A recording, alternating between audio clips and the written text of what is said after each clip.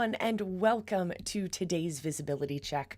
I'm your host, Coach Molly from visibilityhacking.com, and this week we are focusing on the Boom Master Flex himself, Mr. Steve Larson.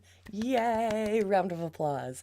The reason I'm so excited to share Steve Larson and his video content with you guys is because I am pretty darn sure it was one of his videos that got me into the world of funnels.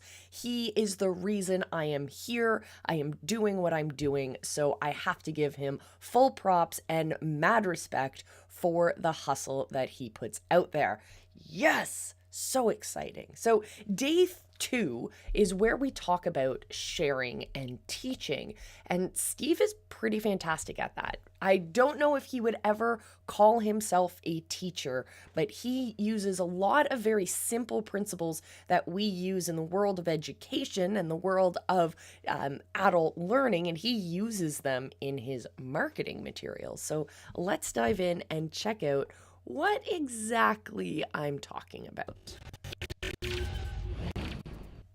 Hey guys, and welcome to day 2 of Steve Larson week, where we're actually talking about sharing. We're talking about the different ways that people are able to get their message across to their people. Sometimes when we talk about sharing, we're looking at interviews. Sometimes when we talk about sharing, we're looking like we did yesterday in day 1, where Steve's using supplements as a way of getting that message across. He's able to use, we saw yesterday, his iPhone and his iPad as screen displays, as whiteboards and whatnot. But today we're going to look at something way more low tech, something way more cost effective in a lot of people's budgets. And that is the classic flip chart. So today we're looking at a video that came out in mid-March of 2021. It's called How Much Does It Cost to Create a Product? And Steve has a variety of different episodes on his YouTube page that are focused around using this same technique to share his content. So it is something that works for him. It's something that works for marketers across the board. This is a simple tool that you don't need to whine and complain about not having enough tech support, or not having the right cables, or not having enough USB ports on your computer. This is a classic way to get your message across. So let's dive in, shall we? We'll do a little bit of scenes work, but for the most part, we're going to talk about how brilliantly he uses his whiteboard. So here in this episode, we can see that we clearly have a really well-designed motion graphic that's going to give us the intro. We have his branding colors on point. That's what's going to give us that visual connection to his content. Again, we talked about this yesterday. He's wearing his capitalist pig armor. He's wearing his swag. He's keeping that on brand as well. And then we also see the whiteboard, the wonderful, wonderful flip chart. So you can do this on a whiteboard where you can just erase stuff at the end. You can do this on a flip chart where you can write stuff down ahead of time so that when you're live, you're able to move quicker through that content. And we know, if you've ever watched Steve's YouTube channel and you've seen some of the ways that he teaches using his whiteboard or his flip chart, you know that he puts down a ton of information. Like, he fills that page with stuff. But when he does it, he walks us through that process. So it becomes, if you just jump into the episode halfway through, it can be really overwhelming. But if you watch from beginning to end, you're able to get that whole process. You're able to understand how everything fits together. On his side, that's great for watch time. That is a fantastic way to get people to start at the beginning and watch all the way through. So 10 points for that one. So let's check out what he's doing on his whiteboard. But before we do, I want you to keep an eye on his channel. I want you to go visit his YouTube channel, first of all. Second of all, I want you to watch the fact that all of his videos, or at least his newer content that he's been putting out this year, have all been time stamped along the video. So you can see where there's the introduction, where we're talking about this topic, if we transition to another topic. They're all divided up with timestamps. This helps your people easily navigate through the content. He's using Marley Jax's brilliant video framework. So if you didn't watch last week when we went into the wonderful world of Marley Jax, you definitely need to check that out. All right? So let's dive into this whiteboard. So we are still in the introduction section. We see that we have multiple camera views. It's all shot by the same camera. We started out with that quick little bumper of telling us what this episode is about. Then we moved on to a quick little intro from Steve himself talking about, in this episode, ... That's our hook, right? And then we move into this quick, really cinematic bumper that's going to introduce us to the sales funnel radio, or to his episodes, or to his YouTube content. Whatever it is, he's got a really nice intro. But the thing is, he doesn't have the intro at the beginning. He has hook, intro, then we have our bumper, which is really great. I know I'm guilty of it myself, of having my intro start every single episode of mine. That way there's no differentiation between episode to episode. You have to go all the way through the intro in order to get to the actual content of the episode. So this framework, this way of doing it, is a lot more impactful. It gets people from the beginning to know, is this the content they're looking for, or should they just move on?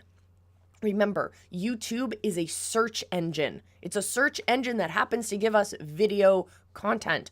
So making sure that you are aware of that behavior, that language, as we like to talk about, of how people use that platform.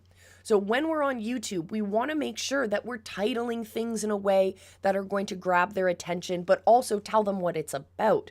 We're going to be looking at how people are utilizing those videos. If they're using them to learn something specific, if we're marketers and we want to share information about something, we want to use our video content as a way to break down those common myths, those barriers, those objections that our customers may have. We want to address all of those in our video content, and we're going to need to do this in a way that's going to get them to know, is this what I'm actually looking for today, or should I move on in the first few seconds? So let's go through. We got more of this awesome intro. It's so well shot.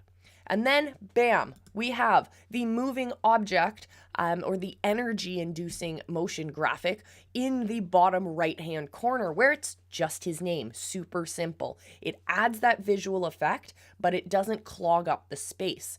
Then we also have the whiteboard, or the flip chart. I love it. So he's already filled in a lot of the basic information that he's presenting to his people.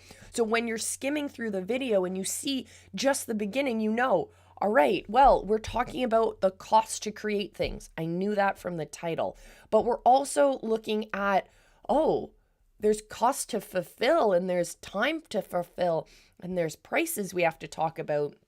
And we're able to also talk about e-com and info products and agencies and affiliates and SaaS products and consulting. So if you fit into any one of those silos, you know that you're going to be able to get value out of this piece of content. So that's a fantastic way of taking the market segmentation that we talk about when we're designing our funnels and our list building structures, and you're able to actually provide content and provide value to those different segments. Segmenting your list and segmenting your audience doesn't have to be something that only happens on the back end.